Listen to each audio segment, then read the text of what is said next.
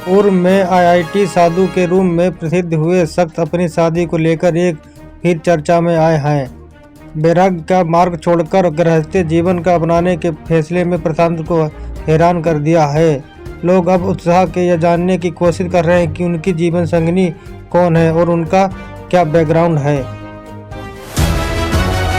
उत्तर प्रदेश के उप मुख्यमंत्री केशव प्रसाद मौर्य द्वारा किए गए एक तीखे कटाक्ष के बाद राज्य की राजनीति गर्मा गई है।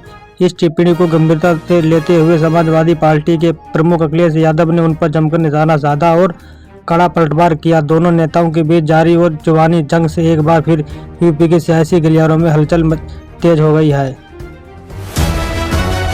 प्रधानमंत्री नरेंद्र मोदी ने असम से आगामी चुनावों को लेकर भारतीय जनता पार्टी की शानदार जीत का पूर्ण विश्वास जताया है। उन्होंने राज्य में पिछले वर्षों में हुए विकास कार्यों और शांति व्यवस्था भाजपा की जीत का मुख्य आधार बताया। पीएम के इस बयान के बाद असम भाजपा कार्यकर्ताओं में भारी उत्साह और पार्टी में अपना चुनावी अभियान और तेज कर दिया है। असम में अपनी यात्रा के दौरान राहुल गांधी ने मंच से तीखे प्रतिबद्ध दिखाया, जिसके बाद मुख्यमंत्री हिमंत बिस्वा शर्मा और उनके बीच राजनीतिक तनाव चरम पर पहुंच गया। राहुल गांधी द्वारा दिए गए बयानों पर उनके बाद हुई गहमागहमी में कारण में पूरे दिन असम की राजनीति में भारी हलचल और टकराव की स्थिति बनी रही है। केंद्रीय मंत्री नितिन गडकरी ने कहा कि भाजपा का मुख्य उद्देश्य देश की भविष्य को बेहतर बनाना है। उन्होंने स्पष्ट किया है कि पार्टी का लक्ष्य किसी खास व्यक्ति पर प्रधानमंत्री बनाना मात्र नहीं है, बल्कि राष्ट्र निर्माण है। गडकरी ने जोर देकर कहा कि राजनीति केवल सत्ता के लिए नहीं, बल्कि देश सेवा और सुधार के लिए होनी चाहिए।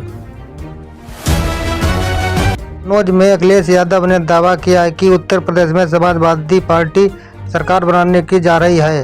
उन्होंने कहा कि सपा की बढ़ती लोकप्रियता को देखकर भाजपा के लोग पूरी तरह घबरा हुए हैं। आगामी चुनावों को देखते हुए अखिलेश यादव को इस बयान के राज्य की राजनीति में हलचल तेज हो गई है। केंद्रीय गृह मंत्री अमित शाह ने एक पेट्रोल की बढ़ती कीमतों के मुद्दों पर राहुल गांधी पर तीखा हमला बोला है।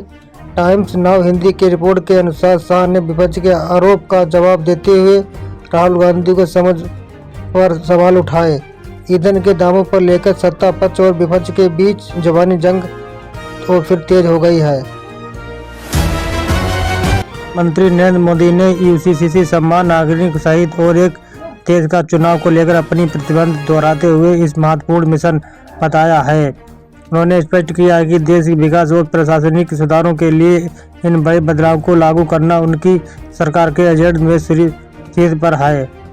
इस बड़े ऐलान के बाद राजनीतिक गलियारों में हलचल तेज हो गई है। विपक्ष समेत खेमे इस लेकर तीखी प्रक्रिया देखने को मिल रही है। मंत्री महिला आरक्षण को केवल एक चुनावी मुद्दा बना रहे हैं। पार्टी का मानना है कि आगामी चुनावों से जनता इस बार करारा जवाब देगी। महिला आरक्षण के बिल होकर सत्ता पक्ष और विपक्ष के बीच जुबानी जंग तेज हो गई है। उत्तर प्रदेश के मुख्यमंत्री योगी आदित्यनाथ ने 9 अप्रैल मुजफ्फरनगर के दौरे पर रहेंगे। वे यहां लोकमाता अहिल्याबाई होलकर की एक भव्य प्रतिमा का अनावरण कर शक्ति की ज्योति को प्रज्वलित करेंगे। इस आयोजन के माध्यम से समाज में नारी शक्ति और ऐतिहासिक विरासत को सम्मान का संदेश दिया जाएगा। कांग्रेस नेता प्रियंका गांधी ने केरल में एक नई दिशा और विजन वाली सरकार की जरूरत पर जोर दिया है। उन्होंने मौजूदा राजनीतिक स्थिति पर सवाल उठाते हुए राज्य के विकास के लिए ठोस राजनीति की बात कही। प्रियंका गांधी ने इस बयान के केरल में आगामी राजनीतिक समीकरणों में हलचल तेज होने की संभावना है।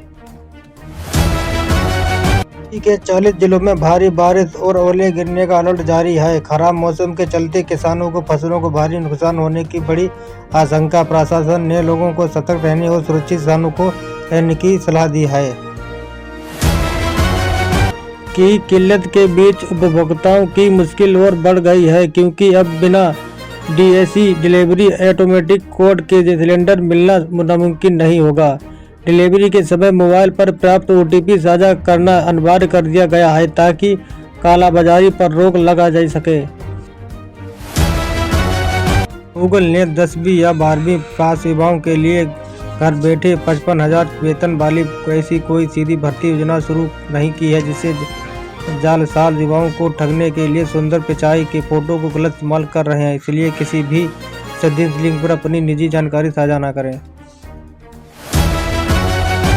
उत्तर प्रदेश में बेमौसम बारिश ने फसलों को तहस नहस कर दिया, जिससे किसानों को महीने की मेहनत पानी में मिल गई है। खेत में बेबस बैठे किसान इस बात से परेशान है कि फसल बर्बाद होने के बाद भी अपने सिर पर चढ़ा कर्ज कैसे चुका पाएंगे। असम के मुख्यमंत्री हेमंत बिस्वा शर्मा की पत्नी रिंकी भुइया शर्मा ने कांग्रेस नेता गौरव गोगोई द्वारा लगाए गए भ्रष्टाचार के आरोपों को सिरे से खारिज कर दिया है। उन्होंने स्पष्ट किया है कि उनकी कंपनी के केंद्र सरकार को कोई सब्सिडी प्राप्त नहीं की है। झूठे आरोप और खिलाफ 10 करोड़ रुपए की मानवीय दावा पेश करेगी। आम आदमी पार्टी के भीतर अंदरूनी कलह और मतभेद की खबरें सामने आ रही हैं। पार्टी के दिग्गज नेता राघव चड्ढा ने एक वीडियो जारी कर विरोधियों को पार्टी के अन्य नेताओं को सवाल का कड़ा जवाब दिया है। इस बयान के जरिए उन्होंने विशेष रूप से पंजाब से जुड़े राजनीतिक मुद्दों पर अपनी बात स्पष्ट की है।